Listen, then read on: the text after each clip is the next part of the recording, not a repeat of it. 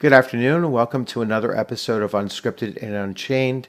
I am DM Bloodworth, and as you can tell by the graphics, today is the first episode of a new channel feature that I call Getting Into Character.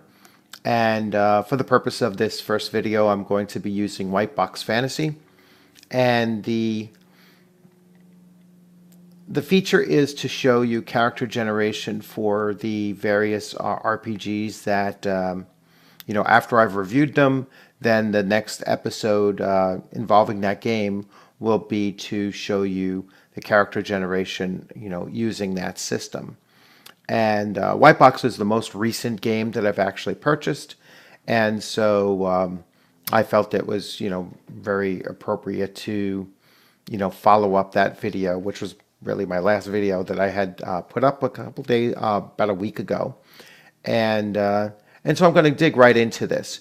So the way I'm going to present this is that I'm going to switch over to a PDF view so that you can see the PDF of the game mechanics of character generation, and then I will switch over to my desktop view so that you can actually see the character sheet as I make the dice rolls and input the information. And then I'll switch back and forth between the two views so you can see that step-by-step process of creating a character. So to start off with, I'll switch over to my screen capture. And so the very first part of character attributes or character generation is the attributes. Now, you could also have in your mind already the type of character that you want, and that might play a role in which of these two options you choose. But I'll start off with the very basic. So you have your strength, dexterity, constitution, intelligence, wisdom, and charisma. Very basic character attributes for any fantasy RPG. And the very first system that they use or suggest for your attributes generation is the standard way, and that is to roll 3d6 for each attribute in that order. So if your first roll is a 10, you're going to have a 10 strength, and we're just going to go right along this line here. If your next is a 15, you have a 15 dexterity. The next is a 7, you'll have a 7 constitution. The next is a 12, you'll have a 12 intelligence, a 10, let's say, a 10 wisdom, and a charisma of 14. You'll have a 14 charisma. So your two highest scores are going to be dexterity and charisma, and a fairly weak constitution and an average strength and intelligence and wisdom. So your character is kind of leaning towards a more dexterity, charisma type of, a character. Once the player decides on a class, the points from other attributes may be shifted from a one-to-one basis. So I can shift points, let's say I decide to go with a fighter. Now, I only had about a 10, if I recall, a 10 strength. Well, I can start pulling points out of that dexterity that was very high, or that charisma, which was higher, on a one-to-one basis, and bring up that strength. The only limitation to that is that I cannot shift any points from an attribute that would lower that attribute below a 9. So basically, I'd have to leave that constitution untouched. Now, some referees, as I highlighted here, some referees will allow you the flexibility to make the 6 3d6 rolls and then assign them however you should choose. So let's do that first thing, and we'll shift views, and I'm going to my desktop. So here's the character sheet. Now, I've already decided that I want to have a fighter. I'm going to make him a dwarven, a dwarf lawful. Let's see if I can tighten this view up a little bit. Yeah, it's not the clearest of images. I probably need to upgrade my cameras here, but you'll still be able to see it out. So I'm going to show you both methods, and that's the standard method, and then the attribute positioning, or I can do the assign. So I'm going to show you both. So I'm going to start off and roll. So my very first roll is as you can see here, is a 7. So if I were using standard, that would be my strength. So already I'm starting to look at my fighter and say, oh, I'm, come below average in strength. Then I rolled an 8 and a 3, so that's an 11 dexterity. 11 is roughly an average score. 10, 11, roughly average. So that's a 10 Constitution. I rolled a 10 Intelligence. I rolled a 12 Wisdom. And I rolled a 6 Charisma. So what I could do in this case is I can start pulling points from some of these other attributes to boost up my strength. So I'm certainly going to, on a one-to-one basis, I'm certainly going to drop this wisdom. And let's say I'm going to take all 3 points from the wisdom, bring that down to a 9 and that to a 10. All right, so now at least I have an average strength character. I can only bring these points into strength because that is a fighter's, basic attribute. I could also, so I could take 2 more from dexterity and bring this down to a 9 if I wanted to. And that would now make his strength a 12. And let's say I did that for each of these other 2. So to make this a 9, this a 9. Remember, I can't go below 9. And now he would have a 14. All right, so his attributes using this system would be a 14, a 9, a 9, a 9, a 9, and a 6. Oh, missed the box. That's using the first standard system, of, using the rolls straight out. Now, if I go back here and I remember my rolls, my first roll was a 12, then it was a 10,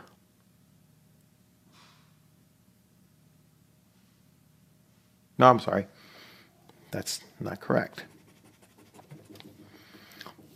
It was a 7, an 11, a 10, a 10, a 12, and a 6. So I could set these up where I'm just assigning them. So I already placed my 12. I placed my 11 into Constitution.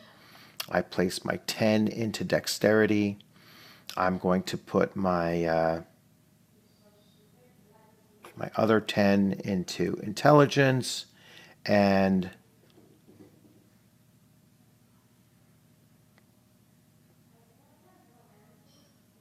a 10 and a 6.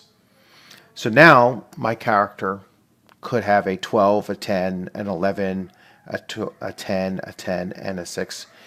Even if I wanted to bring these up to a 14, I could do that if the GM would allow it. All right, because that is kind of mixing the two systems up. I'll go back to the other view, and you'll be able to see So let me go to a screen capture and go back here.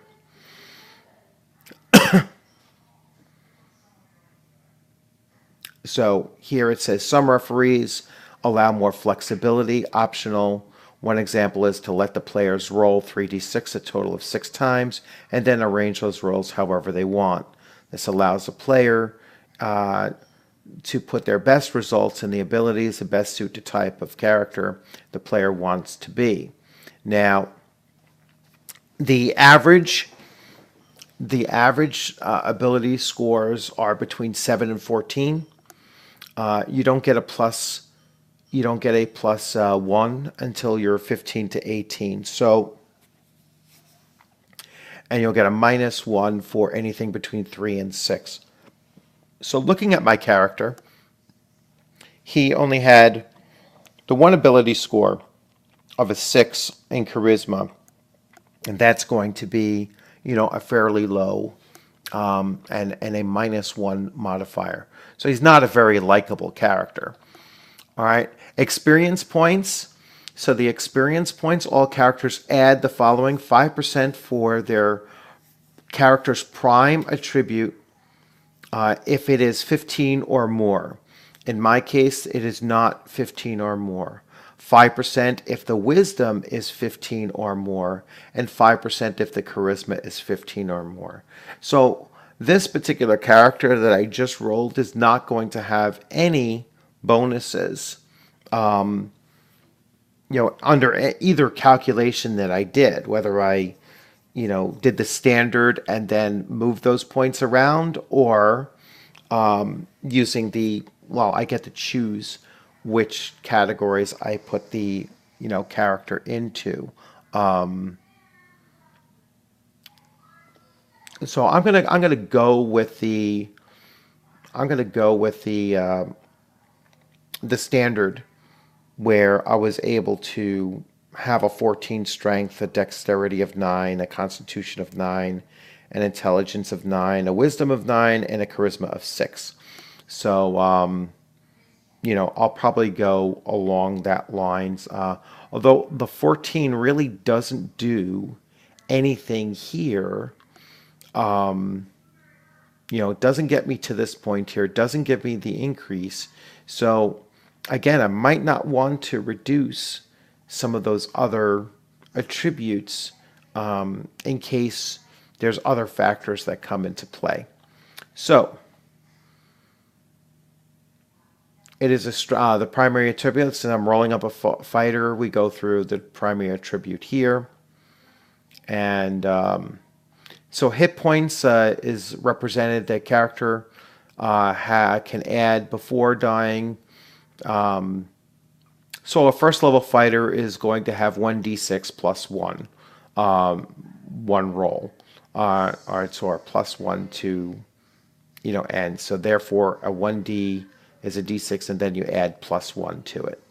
So I usually use a very flexible rule for first level characters, is that they start with the maximum hit points that they're able to. So, a fighter would start with 7 hit points plus whatever his constitution bonuses, are.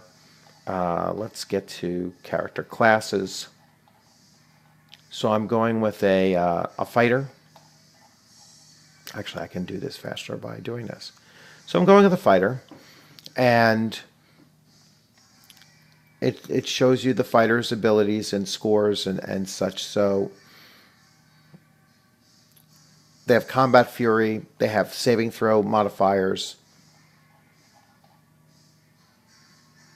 and then some other information that comes into play. He doesn't have the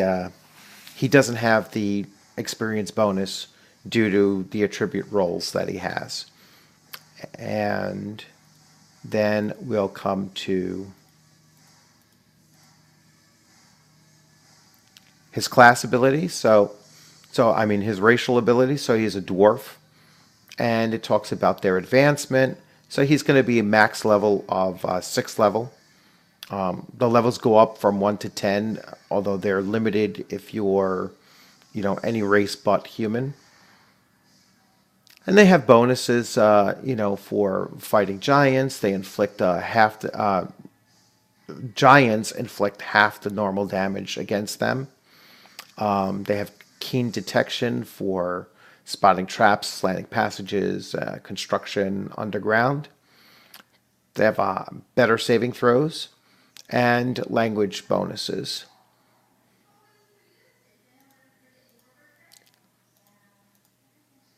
And then we get to equipment. And starting character equipment, characters roll for their starting gold pieces, they roll 3d6 times 10. So when we get to that point, we'll talk about that a little bit. So let's go back to our character sheet. Oh, wrong. Sorry about that. So now the other thing that I'm going to use is you can have two different types of ways of viewing armor class. You can have what's called a declining armor class. That's where the more armor you're wearing, the lower your number is going to be. Or you could have an ascending armor class, which means the more armor you're wearing, the higher your armor class value is going to be. Excuse me. Sorry about that. So I'm more familiar with using a descending or declining armor class. And so I'm going to check off here that I'm using descending. There's actually down at the bottom here, and I'm going to use descending. So I'll just mark that off there. So I already filled in my character name. I have his scores here, so I'm going to just put a line through these. He has no modifications other than the charisma is going to be a -1 because that was the only modification that that he would suffer. Everything else is standard within that 7 to 14 range. And I would input any background notes and everything. I'm going to create him as a lawful character. There's only 3 character alignments. There's lawful, there's neutral, and there's chaotic. So very old school, first edition, D&D type mechanics there. He has no XP bonus. All right, so there's no mods to it. And his XP starting out as a first level character. So his maximum hit points, as I said, I always start him off with the maximum hit die plus any bonuses. His current is obviously, and his hit die is 1 plus 1. All right, so that's a D6 plus 1 is his hit die. So now we go and we start looking at his equipment. So I'm going to roll that 3d6 times 10, and wow. All right, so he's going to have 160 gold. That's quite a lot of gold pieces. And so when I switch to the PDF,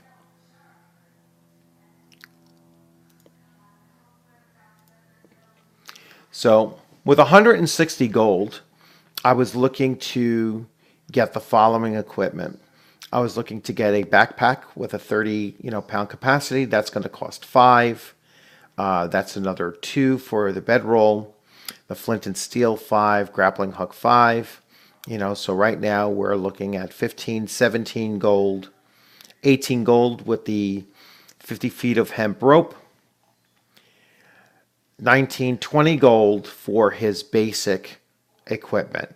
So not very much as an expense. So 20 gold for that basic gear, and I still have 140 gold pieces left remaining. So as I mentioned, I was going with descending AC system. So now we'll take a look. So weapons. I'm going to carry a hand axe and a war hammer.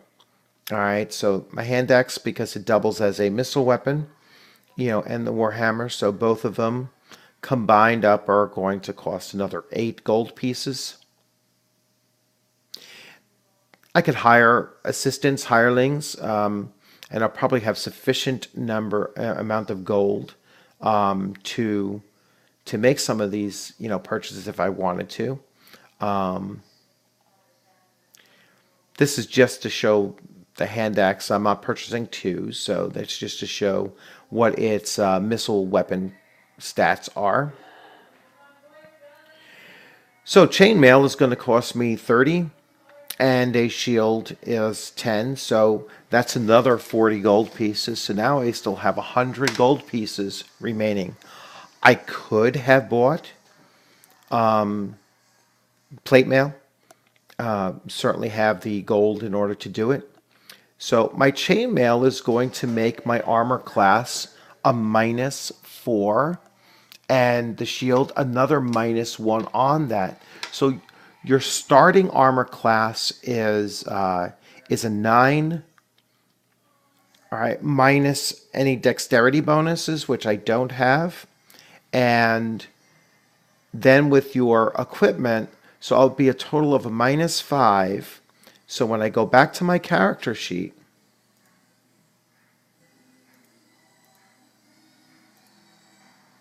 I'll get that. So when I go back to my character sheet, it's going to be a 4. And I have a shield. All right. Not wearing a helmet currently. And then under weapons and armor, I would list, chain plus shield. And that's a -4, -1. All right. And then I have the hand axe and the hammer, war hammer. Okay, and those are D6. Both of them are D6, and I can fill in all the rest of the stats, and I still have 100 gold remaining.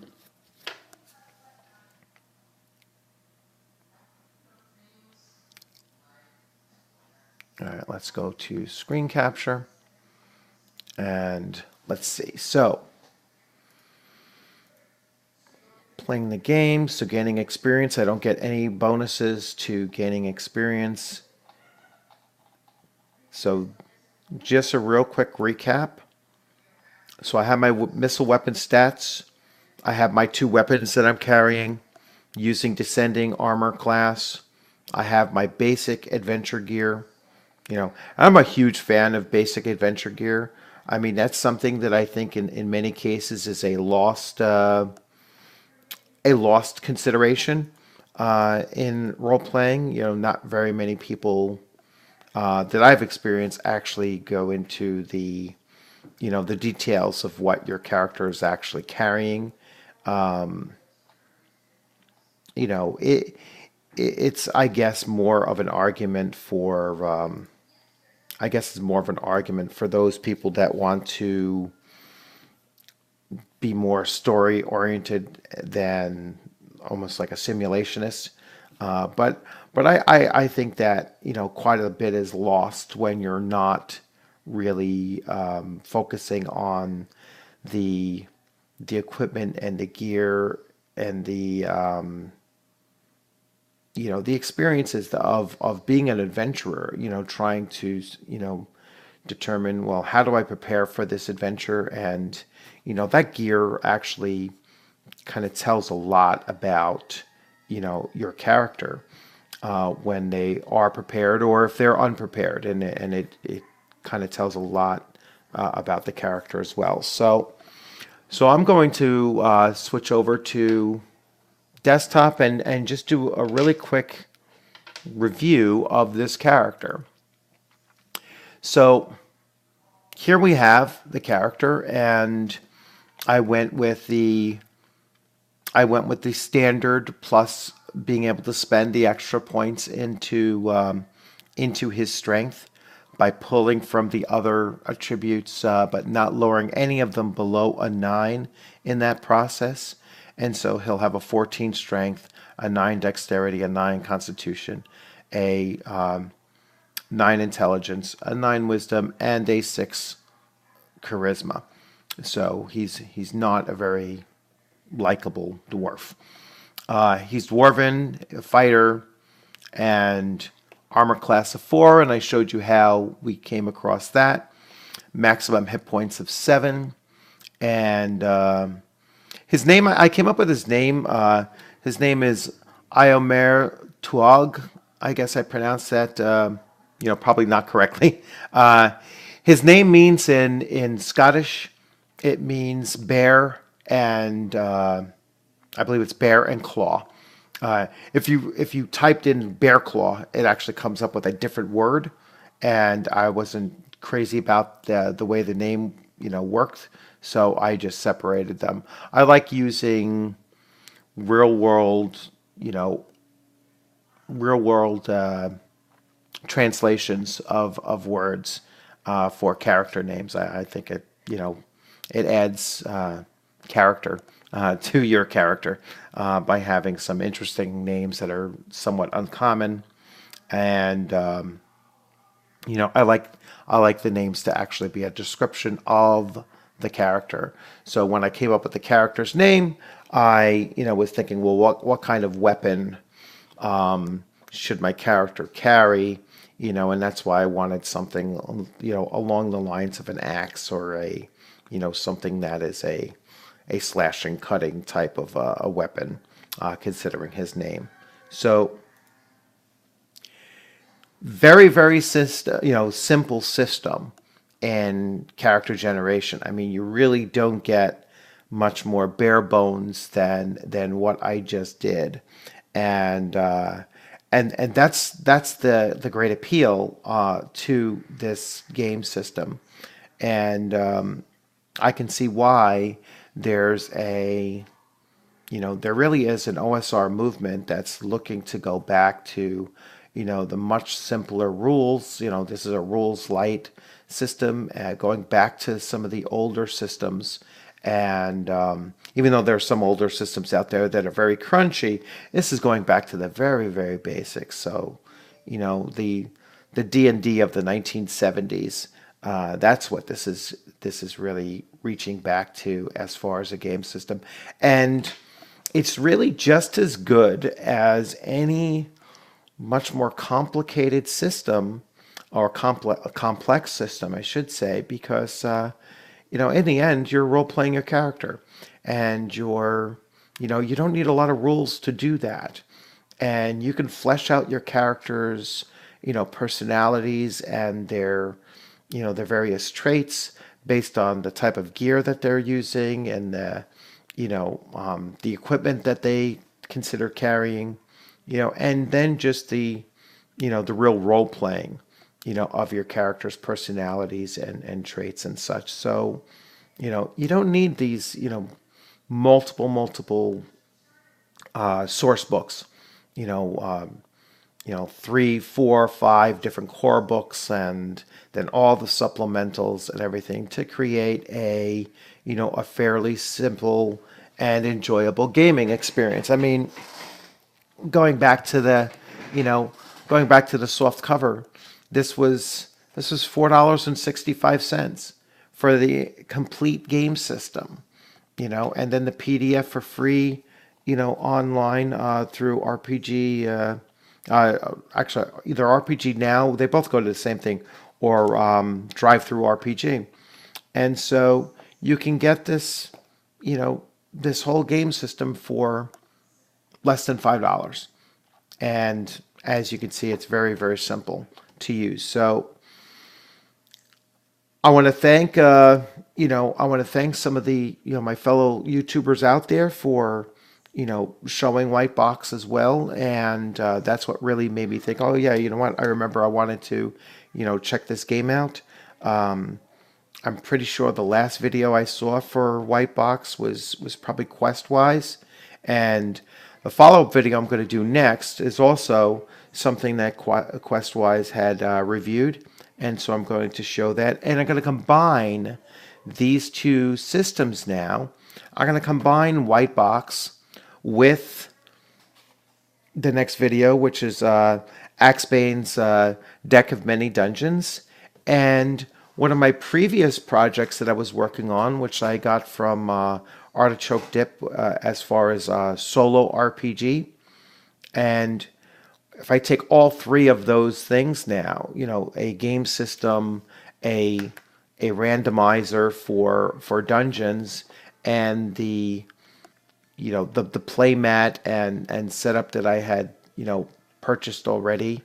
When I bring all three of those things together, then I'm going to have a true system of actually putting together role playing as a solo basis, and using this system to play with other players as well, because it is that simple and that cheap for a lot of people to just jump into it. And I can't praise the ease of using this system enough. It's something that I certainly want to, try to convince my 13-year-old who might be, more interested in role playing than my older daughter. But I think that I can certainly try to capture her interest into, a game that's as simple as this. So you'll have a great time for the rest of your weekend and on the upcoming week. Smooth sailing. Hope you have a good upcoming week ahead of you. And I look forward to seeing you on the gaming screen sometime very soon. Have a good afternoon.